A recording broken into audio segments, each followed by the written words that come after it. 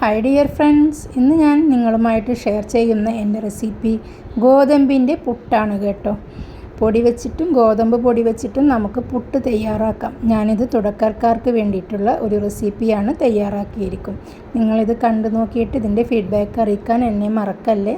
ഞാനിവിടെ ഒരു ബൗളിലേക്ക് 250 ml കപ്പിൽ 2 കപ്പ് ഗോതമ്പ് പൊടിയാണ് എടുത്തിരിക്കുന്നത്. ഇനി നമുക്ക് ഒരു ബൗളിലേക്ക് 2 കപ്പ് വെള്ളവും അതിലേക്ക് 1/4 ടീസ്പൂൺ ഉപ്പും കൂടി ചേർത്ത് നമുക്കൊന്ന് മിക്സാക്കി കൊടുക്കാം. 250 ml കപ്പ് വെച്ചിട്ടാണ് ഞാൻ വെള്ളം എടുത്തിരിക്കുന്നത്. ഇതിലേക്ക് ഉപ്പിട്ടിട്ട് ഉപ്പ് കുറവുണ്ടെങ്കിൽ നിങ്ങൾ കൂട്ടി കൊടുക്കുക. അതിനനുസരിച്ചിട്ട് ഉപ്പ് നോക്കണം. റെഡിയാക്കിയതിന് ശേഷം നമുക്ക് ഈ ഗോതമ്പ് മാവിലേക്ക് ഉപ്പുവെള്ളം ഒഴിച്ച് പതുക്കെ കുഴച്ച് കൊടുക്കാം. ഒറ്റ അടിക്ക് തന്നെ വെള്ളം ഒഴിച്ചാൽ ഇത് ദോശയുടെ പരുവമായി പോകും. അതുകൊണ്ട് തന്നെ നിങ്ങൾ വളരെ ശ്രദ്ധിച്ച് വേണം ഇതിലേക്ക് കുറേശ്ശെ വെള്ളം ഒന്ന് കുടഞ്ഞു കൊടുത്ത് കുഴച്ചെടുക്കാൻ. പുട്ടുപൊടി കുഴക്കുന്ന പോലെ വേണം കുഴച്ചെടുക്കാൻ. ഇങ്ങനെ കുഴച്ചെടുത്ത നമ്മുടെ ഈ പുട്ടുപൊടി നമുക്ക് റെഡിയാക്കിയതിന് ശേഷം ഇതിലേക്ക് നമുക്കൊരു അരമുറി തേങ്ങ ചിരവിയത് കൂടി എടുക്കാം.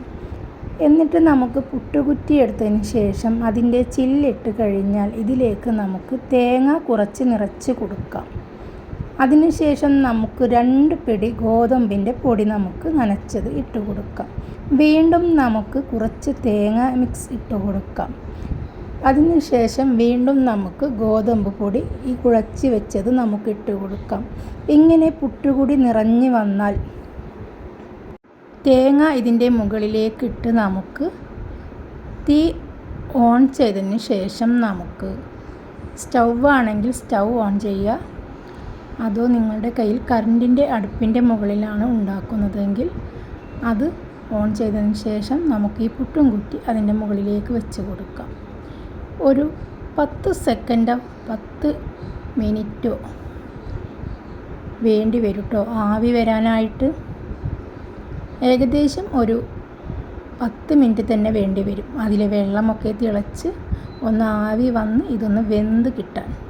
ഇങ്ങനെ വേവിച്ചെടുത്ത നമ്മുടെ ഈ ഗോതമ്പ് പുട്ട് ഇവിടെ റെഡിയായി കഴിഞ്ഞു. വളരെ രുചികരമായ ഒരു ഗോതമ്പ് പുട്ടാണിത്. നിങ്ങളിത് തീർച്ചയായും ഒന്ന് ട്രൈ ചെയ്യൂ. എന്നിട്ടിതിൻ്റെ ഫീഡ്ബാക്ക് എന്നെ അറിയിക്കാൻ മറക്കല്ലേ. നിങ്ങൾ ആദ്യമായിട്ടാണ് എൻ്റെ ചാനൽ കാണുന്നതെങ്കിൽ പ്ലീസ് ഒന്ന് സബ്സ്ക്രൈബ് ചെയ്ത് സപ്പോർട്ട് ചെയ്തേക്കണേ.